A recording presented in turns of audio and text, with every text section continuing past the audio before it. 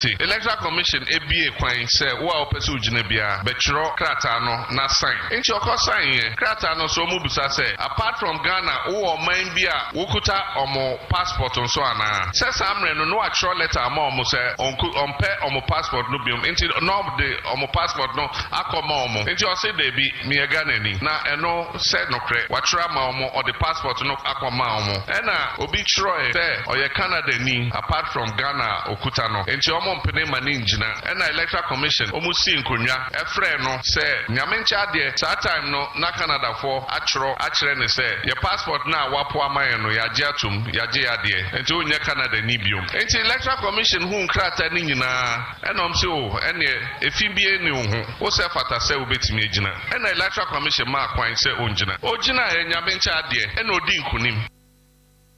Nipa wuti ni kai wano na tu franka diama ani disi amanyoko na fimpinu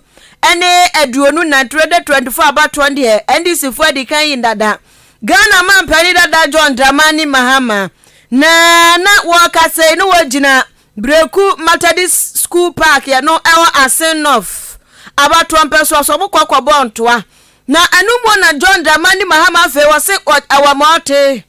Wejina fante fwasa asesuntu obeka fante kakra. Wasi James Chikwesin wa ho. Kofuo bi na shada din nyoma bi bubbo etama no. Hwe se wo meke kanyoma bobua na ka Professor Michael Kwe. Ya beji na tumu se pie mu wa mrahye bedwafie. Ene se antentam ye bubbo awa mu no. Wasi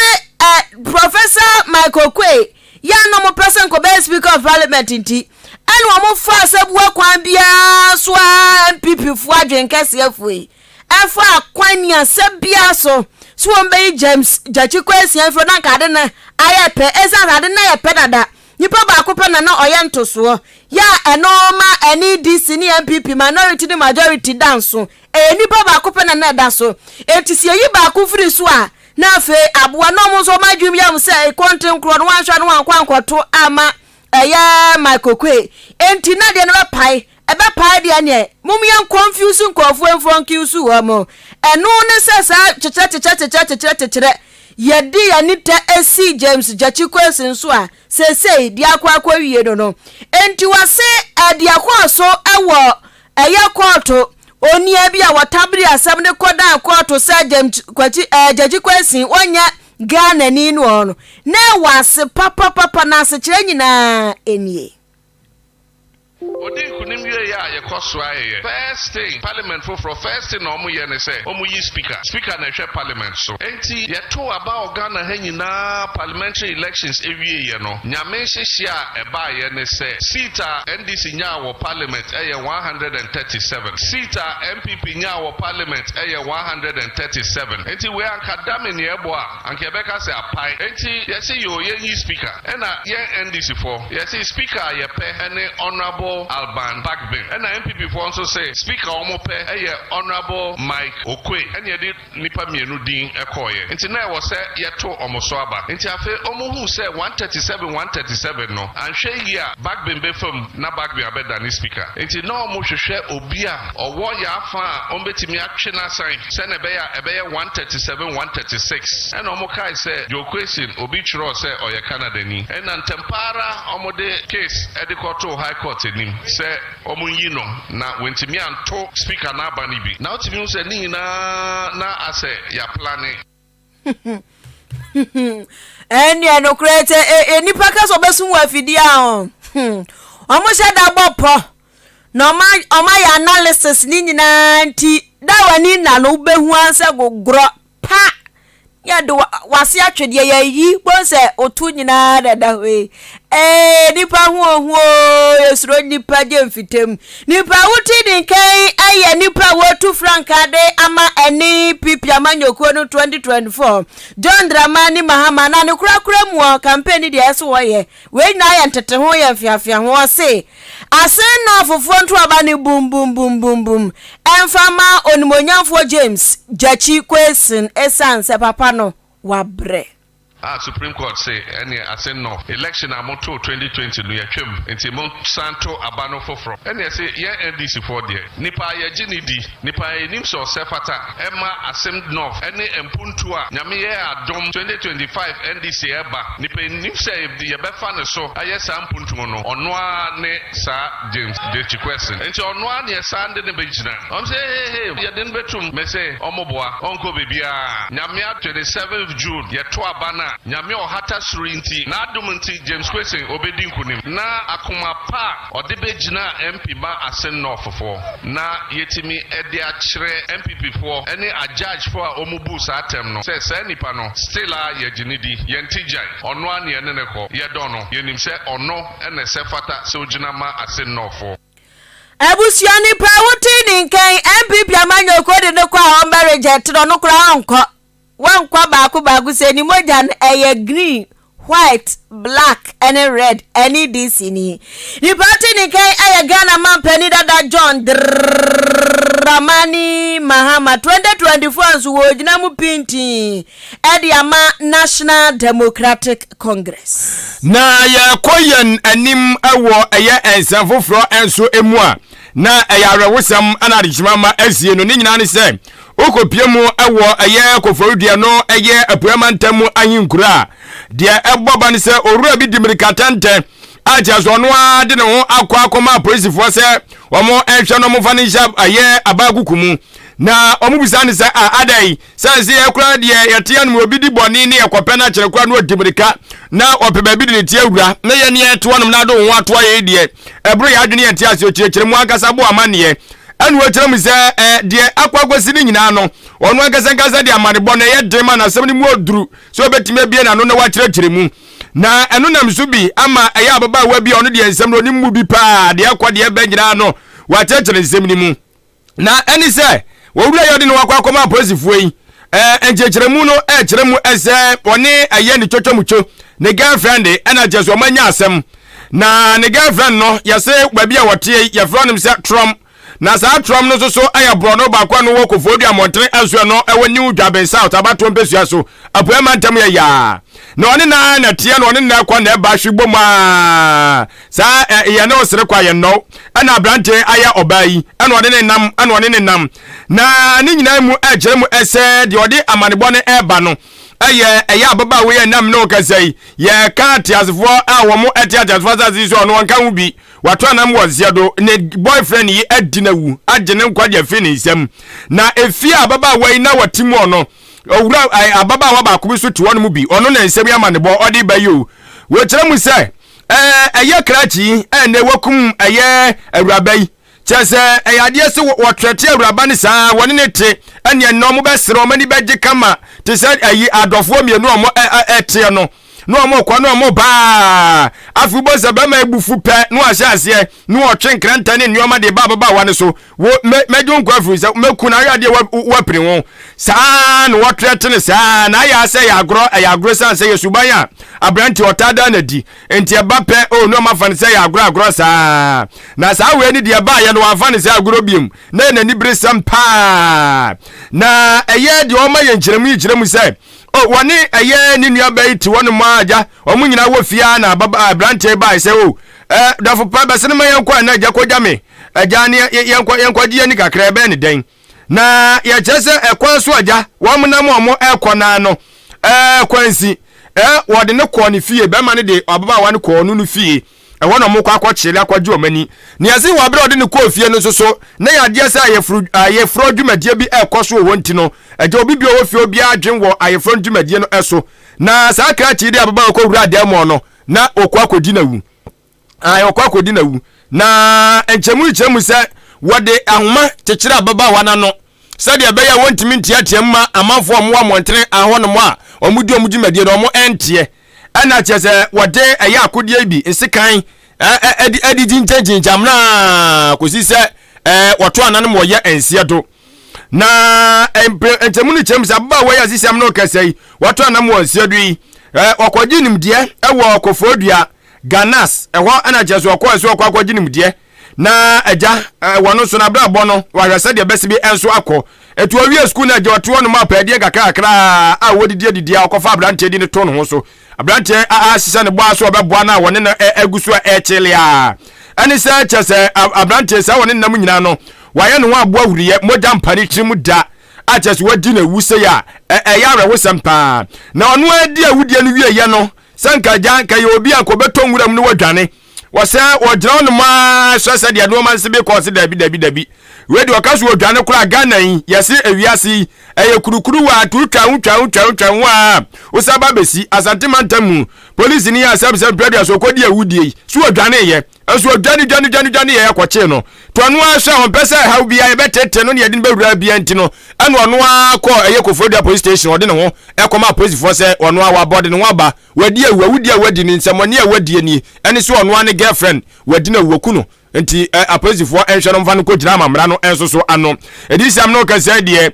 wo kire se eye owura no wakwa kodi aposifo enso ensam nemum no kwasam ne se bibi nti no ayade se amanebo no ebo mu de owura ne din e de ashada kamra mu a kire se o man yampie enu nti na wonti owura ne din so wo mti de asie no nemu ababa wa na akasa yede na wuni asisu mum na kire se ofire nti aposifo so mugusu a ye ensam no hwehwemu ebre so se aba owura yi omode ne wonsem bia de beto eye edwaso a omode beba na afi no ye nyina ehusade ensem se bi ekọ na ababa wa ne so wadi fishia no aduo no 20 years sisi a won so na mu na kwakodi eye Eastern Regional Hospital ho a che so omode akwakọ eye mochra omohwe se eja payfo be hwe na ehwehwemu akoso oti de asie no girlfriend kum no ye ne a bi asie empatam ya wadi na wu okuno na zi ehura ne mema na de ba asam na eba muso sa no isi ano ojunu wa wonti ase ne ka mema de kodeshi ke so ojunu ho wonti ase ojunu ho wonti ase minim de eba wati manya kukuduro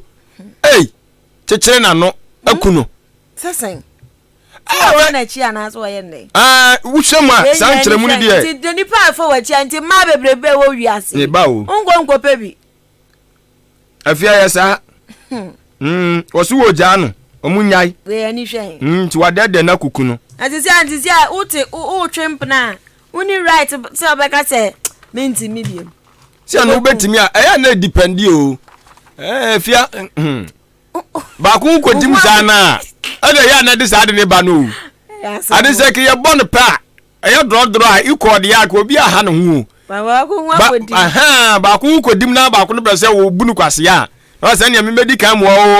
o di kan ne maba we nyina ni hwan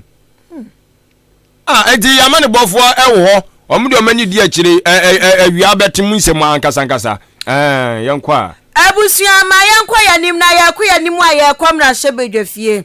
na mra hyebedwafie ayekọ no mra hyebedwani a woginam de madehya wonmo abua kwa south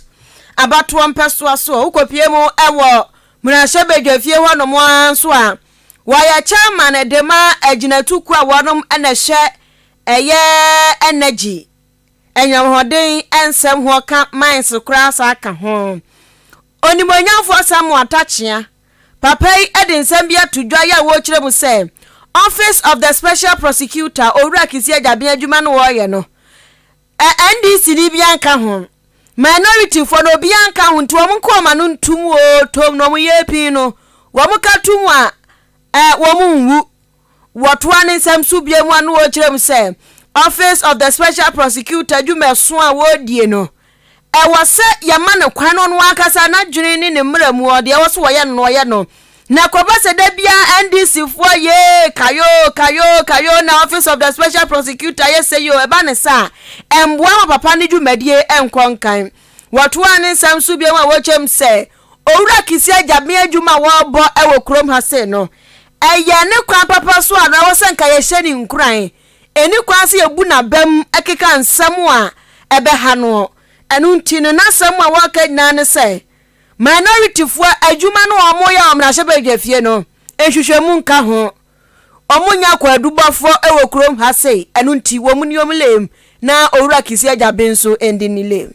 Parliament cannot micromanage a special prosecutor. You cannot sit in the comfort of Parliament and begin to use press conference to stampede the special prosecutor as to how he should conduct his business. That would be very, very unfortunate, and that would be, as good to say, an outrageous extension of the powers of Parliament. And the facts are showing that the special prosecutor is working quietly, proud to the leakage of the Freeport report. And the style of the special prosecutor and how he will do his work, half the time, submarine work that he's doing, is not subject to a day-to-day parliamentary scrutiny. If not, then the special prosecutor will not be able to do his job at all. And I'm afraid if you said the special prosecutor should arrest A, B, C, or D of an individual, then it's an unfortunate dictatorship, which Parliament should never dare to do. Because state institutions, we know how to bring them before Parliament when they fall foul of the law and their duty.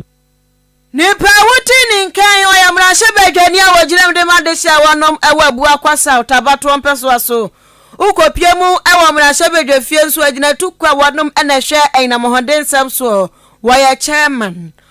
onimonyamfo Samuel Atachia